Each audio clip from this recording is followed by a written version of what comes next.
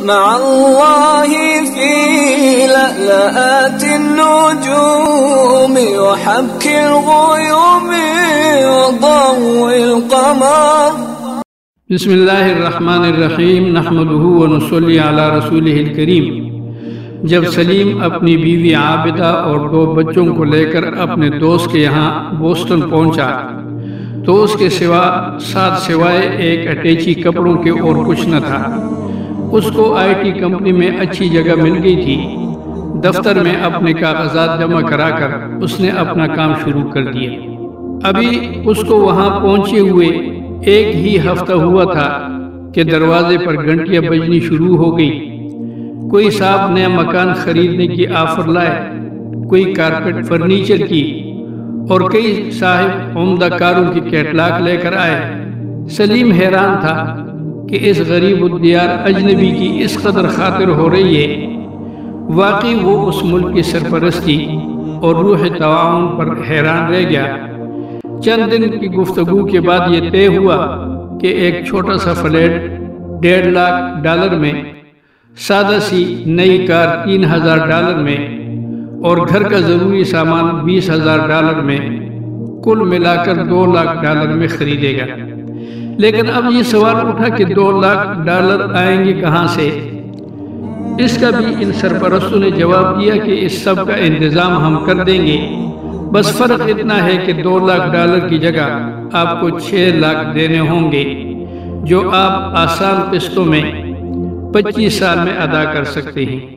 پوری قیمت ادا ہونے پر یہ سب سامان آپ کے نام منتقل ہو جائے گا۔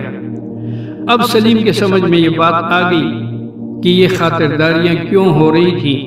خیر مرتا کیا نہ کرتا، سلیم کو ان سب چیزوں کی ضرورت تھی۔ اس نے کاغذوں پر دستخط کر دیے اور آنن فانن 1 ہفتے میں وہ اپنے سجے سجائے فلیٹ میں منتقل ہو گیا۔ یہ سب کر چکنے کے بعد جب اس نے حساب لگایا تو معلوم ہوا کہ $2,000 کی قسط 25 سال تک ہر ماہ ادا کرنی ہے۔ دفتر سے سارے ٹیکس وضع کرنے کے بعد اس کو $2,500 ماہانہ ملیں گے، جس میں سے قسطیں ادا کر کے $500 بچیں گے۔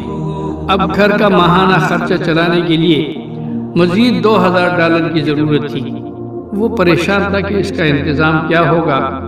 اس موقع پر اس کی بیوی اور بچوں نے پورے تعاون کا وعدہ کیا اور مختصر سے وقت میں ہی عابدہ کو پارٹ ٹائم سیکرٹری کی جگہ مل گئی، جس سے $1,000 ماہانہ ملنے لگے۔ لڑکی نے بھی ایک جگہ بچوں کے خیال کا کام شروع کیا اور لڑکا شام کو اخبار بیچ کر $500 ماہانہ لانے لگا۔ خدا خدا کر کے بجٹ پورا ہو گیا، لیکن اب ان سب کی زندگی مشین بن کر رہ گئی۔ صبح کو سلیم اپنے کام پر چلا جاتا تھا، شام کو جب وہ گھر لوٹ کر آتا تو اس کی بیوی اپنے کام پر گئی ہوئی ہوتی تھی۔ بیٹی دن بھر بچوں کی چین چین می میں سے پھنسی رہتی تھی۔ لڑکا بھی اخبار بیچ کر رات کو دیر سے گھر واپس آتا تھا۔ یہ گھر اور گاڑی دیکھنے میں بہت اچھے تھے، لیکن انہوں نے سلیم کی گھریلو زندگی تباہ کر دی۔ وقت گزرتے دیر نہیں لگتی، زندگی کی اسی تگوں میں دو میں دیکھتے دیکھتے 20 سال گزر گئے۔ سلیم کی صحت بگڑ گئی، ڈاکٹروں نے گردے کی خرابی بتائی۔ عابد ابھی 50 سال کو پار کر کے بوڑھے لگنے لگی، گاڑی پرانی ہو کر کھٹارا ہو گئی، مکان کے چولے بھی ہلنے لگی، لیکن ان قرضوں کے ابھی 1,20,000 باقی تھے۔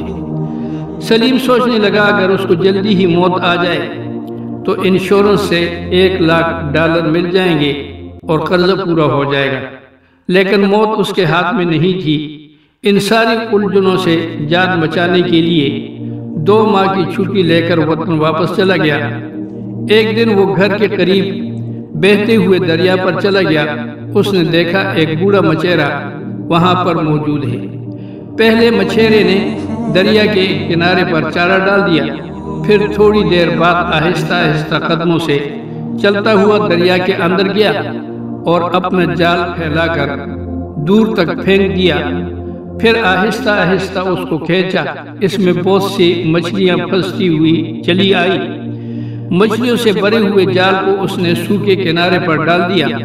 سلیم نے دیکھا مچھلیاں اس میں تڑپ تڑپ کر مر رہی ہیں۔ مچھیرا ان کو نکال نکال کر بیچ دیتا ہے۔ سلیم بہت غور سے مچھیرے کے کاموں کو دیکھ رہا تھا۔ اس نے مچھیرے سے پوچھا کہ تم پہلے چارہ کیوں ڈالتے ہو؟ مچھیرے نے جواب دیا کہ تاکہ زیادہ مچھلیاں جال میں پھنس جائیں۔ پھر مچھیرے نے سلیم سے پوچھا تم کون ہو؟ سلیم نے جواب دیا امریکن مچھیرے کے جال میں تڑپتی ہوئی ایک مچھلی۔